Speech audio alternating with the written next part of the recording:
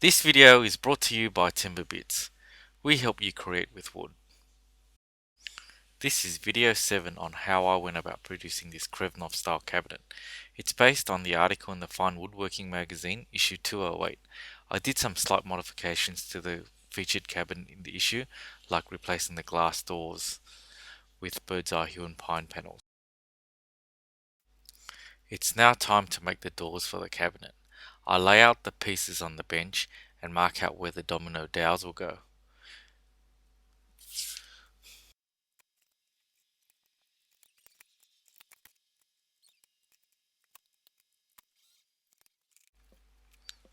I then cut out the mortises with the domino tool.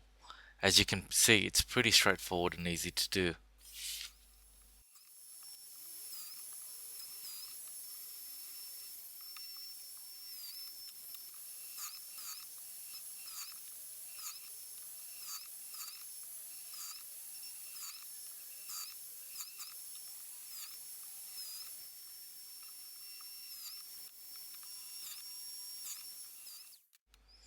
I then dry assemble the doors to make sure everything fits alright.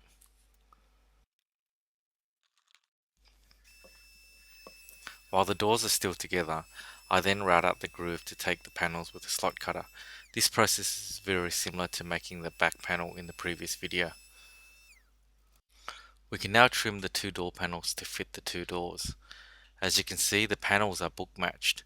I position the doors so that I get the best grain to show through on the doors, and then mark out where the cuts are supposed to go. Again, cutting the panel is very easy to do with the zero tolerance slide. Once the panel is cut to size, I then glue the doors together with Type 1-3.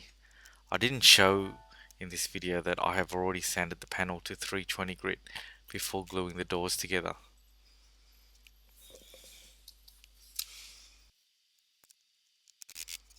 I then check to make sure that the door is square and flat before the glue sets.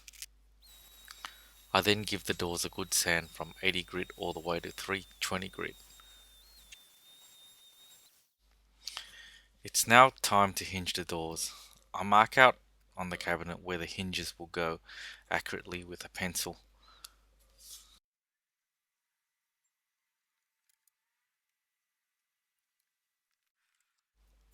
I then use a jig and a handheld trimmer to take out the correct depth for the knife hinge.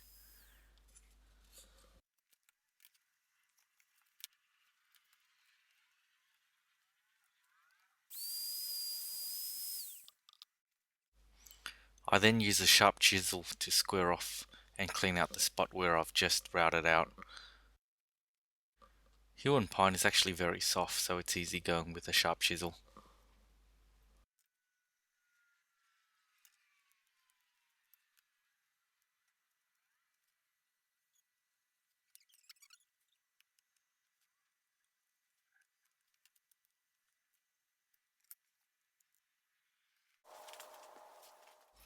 Now it's time for the doors.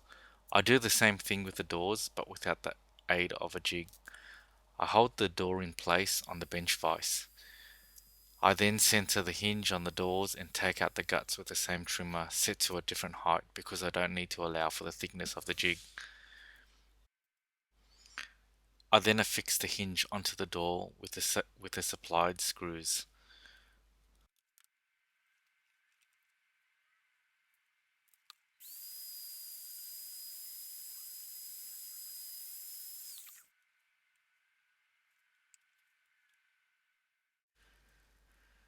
Now in the next video, I'll put the doors onto the cabinet and then we're on our home stretch to finishing the cabinet.